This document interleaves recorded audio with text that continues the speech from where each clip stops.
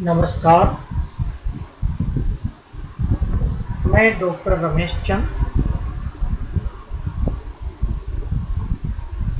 इस वीडियो में आज हम क्लासिकल इलेक्ट्रोडायनामिक्स के एक और कंसेप्ट के साथ उपस्थित हुए हैं। आज मैं गाउस लॉ के बारे में आपको बताने जा रहा हूँ। जैसा कि हमको मालूम है, किसी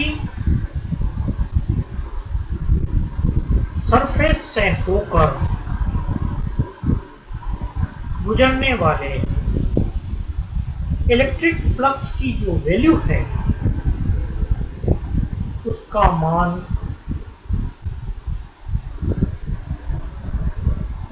इस फॉर्मूले से दिया जाता है, जहां E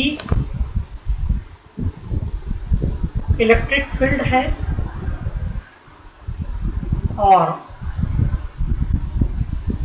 यह electric field area element ds से होकर के गुजर रहा है। दोनों के बीच का डॉट प्रोडक्ट इस पर्टिकुलर एलिमेंट से होकर के गुजरने वाले इलेक्ट्रिक फ्लक्स के वैल्यू के बराबर होता है।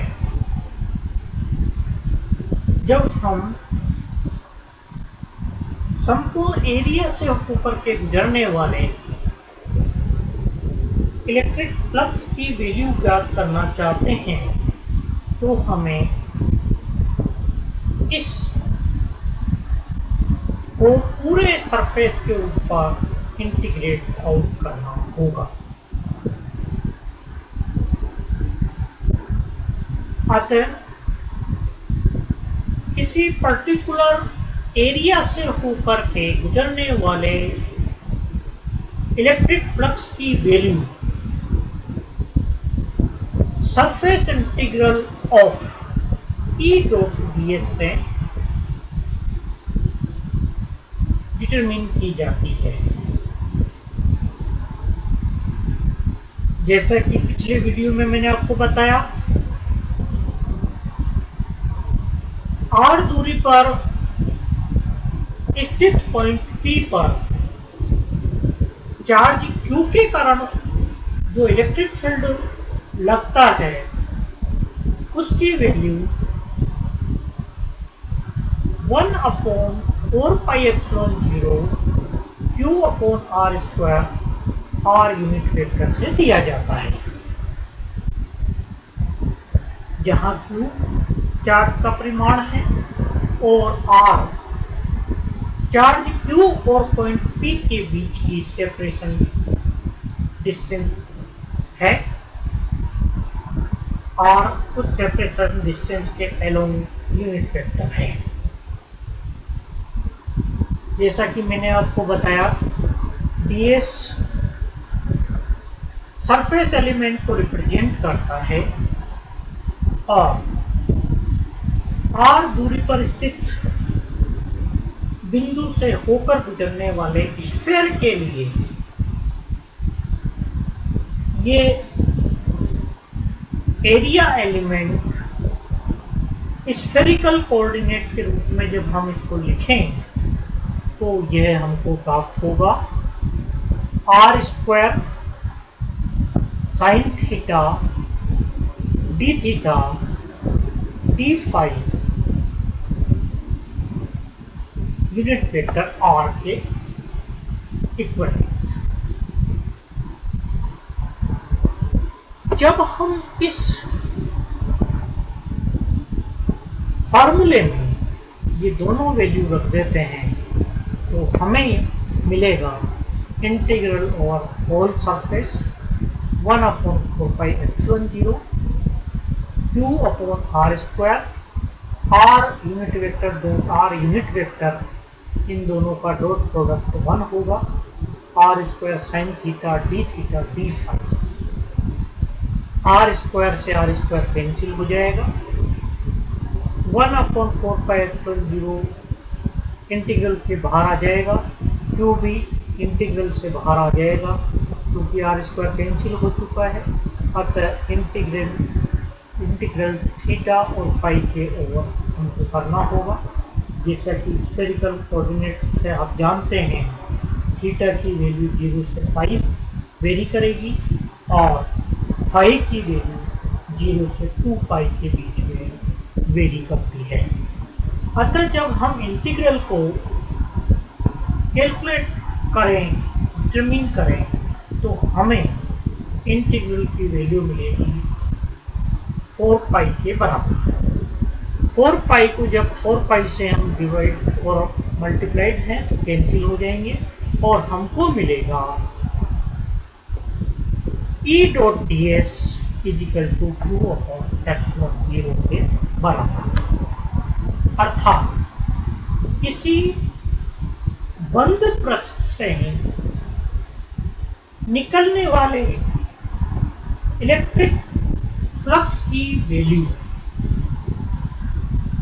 सदैव उस बंद पृष्ठ के अंदर स्थित कुल चार्ज Q और फ्री स्पेस परमिटिविटी ε0 के रेशो के बराबर हमको प्राप्त होता है। यह गाउस लॉ का इंटीग्रल फॉर्म कहलाता है।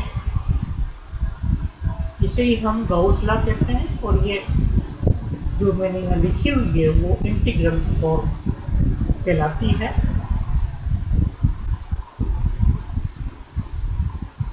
जब हम गाउस डाइवर्जेंस थ्योरम का इस्तेमाल करें तो गाउस डाइवर्जेंस थ्योरम हमें सरफेस इंटीग्रल को वॉल्यूम इंटीग्रल में इस प्रकार से represent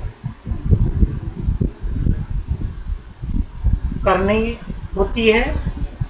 closed surface E dot D S equal to volume of that surface integral और volume of that surface del dot E D tau के बराबर, जहाँ डेल डॉट ई आप अच्छी तरह से जानते हैं इलेक्ट्रिक फील्ड के डाइवर्जेंस को रिप्रेजेंट करता है। साथ ही यदि चार्ज की वॉल्यूम डेंसिटी रो हो तो उस वॉल्यूम में डिस्ट्रीब्यूट पूरे चार्ज की वैल्यू हम डिटरमिन कर लेते हैं Q is equal to rho d tau integral के बराबर। जब हम integral E dot D S और Q की वैल्यू इस फार्मूले में रख दें तो हमको मिलेगा, इस साइड में मिलेगा इंटीग्रल और V del dot E d tau और इस साइड हमको मिलेगा 1/ε0 इंटीग्रल V रो डीटो के बराबर।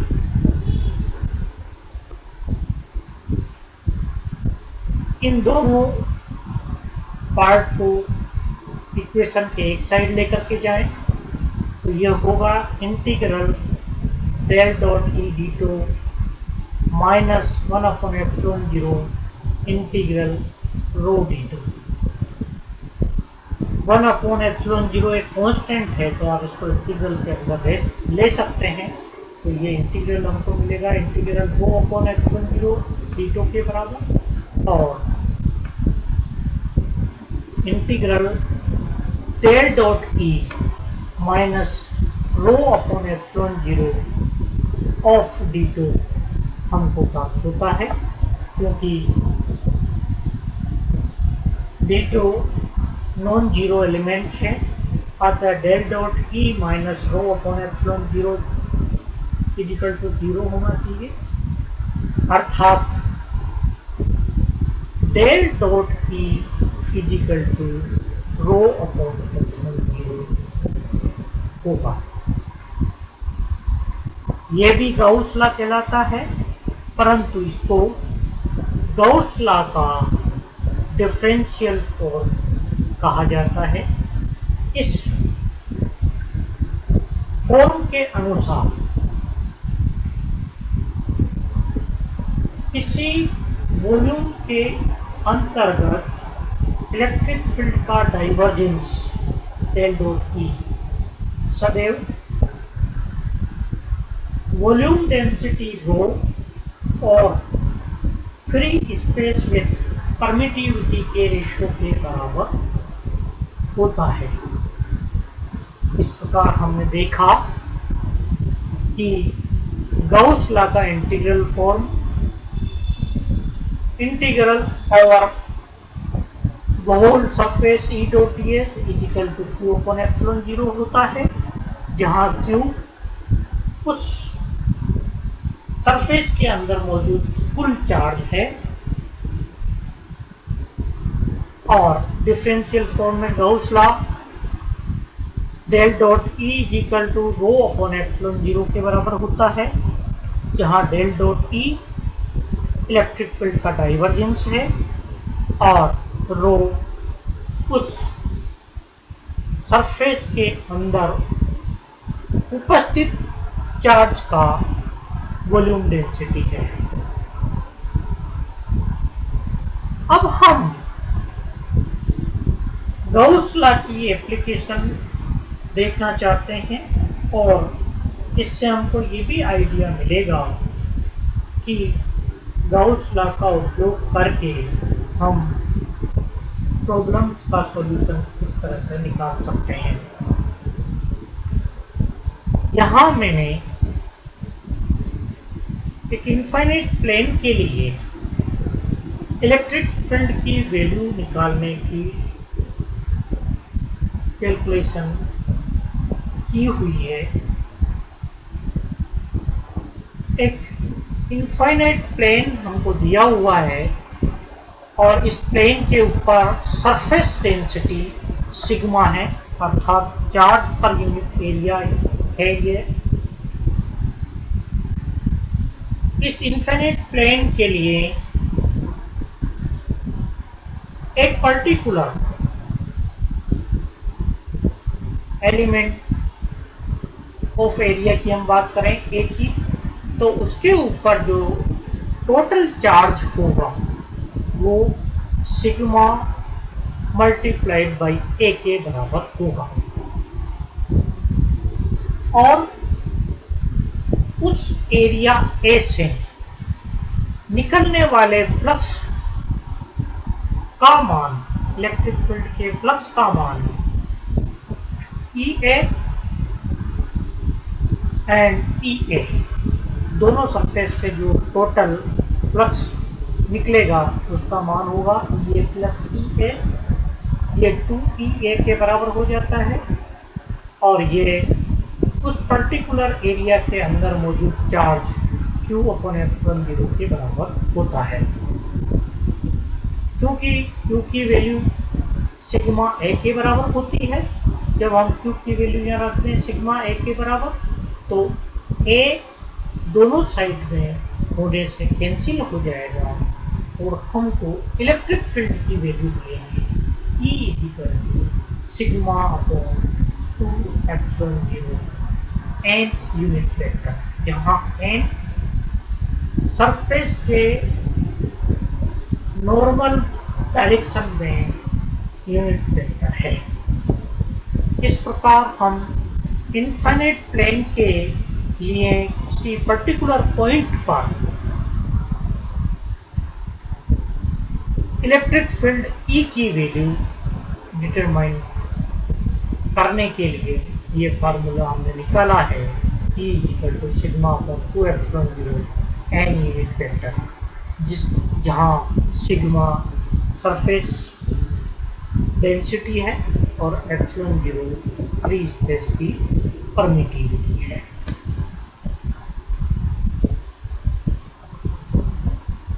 अब हम बात करेंगे इलेक्ट्रिक फील्ड के कर्ल की।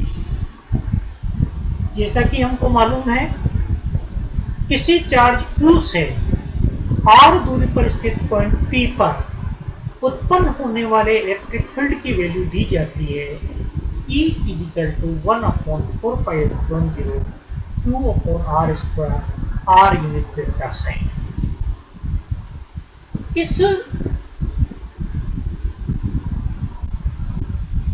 पोजीशन के अलोंग दो पॉइंट हम लें A और B, जिनकी डिस्टेंस Q से RA और RB हो, तो इस इलेक्ट्रिक फील्ड का इस लाइन के अलोंग लाइन इंटीग्रल हम डिटरमिन कर सकते हैं, और ये लाइन इंटीग्रल E.dl से दिया जाता है, जहाँ E की value 1/4πε0 Q/r² r unit vector, और जो लेंथ एलिमेंट है हमारा यहाँ, वो हम dr के रूप में ले रहे हैं। r.r 1 के बराबर होगा, अतः ये integral from A to B, दो पॉइंट A और B लिए जाएं, उनके बीच में लाइन इंटीग्रल, इलेक्ट्रिक फील्ड का लाइन इंटीग्रल हम डिटरमिन कर सकते हैं, that is A to B 1/4πε0 Q/r² dr के बराबर। और जब हम इस इंटीग्रल को कैलकुलेट करते हैं तो ये वैल्यू हमको मिलेगी 1/4πε0 Q -1/r under the limit RA to RB। RA distance है, RB डिस्टेंस तक, और 1/4πε0 Q 1/RA -1/RB के बराबर। यदि हम इस लाइन इंटीग्रल को क्लोज्ड पाथ के लिए डिटरमिन करें, तो RA और RB दोनों पॉइंट समान होने से 1/RA -1/RA = 0 हमको प्राप्त होगा, और around a closed path integral line integral E.dl की वैल्यू से going to be 0। ये इलेक्ट्रिक फील्ड का लाइन इंटीग्रल की वैल्यू हमको देता है, और इसकी वैल्यू सदैव 0 आती है। स्टोक्स थ्योरम से हम जानते हैं कि लाइन इंटीग्रल को हम सरफेस इंटीग्रल में चेंज कर सकते हैं, अर्थात line integral E.dl = given by integral over surface S del cross E.ds। चूंकि line integral is 0, so surface integral is also 0, since ds is not 0, so del cross E = 0। अर्थात electric field का curl electrostatic electric field के लिए सदैव 0 value देता है। यह electric field के कर्ल को रिप्रेजेंट करती है, डिफरेंशियल फॉर्म है, और यहाँ से ये स्पष्ट हो रहा है कि किसी भी इलेक्ट्रोस्टैटिक इलेक्ट्रिक फील्ड के लिए उसका कर्ल सदैव 0 के रूप में होता है। आज का ये वीडियो समाप्त करने से पहले मैं आपको ये बताना चाहता हूँ कि जो अगला वीडियो मैं आपके साथ शेयर करूँगा, उसमें मैं स्केलर पोटेंशियल के बारे में बात करूँगा,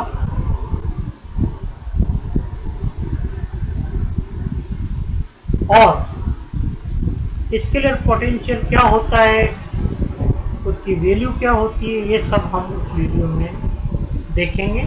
तब तक के लिए नमस्कार।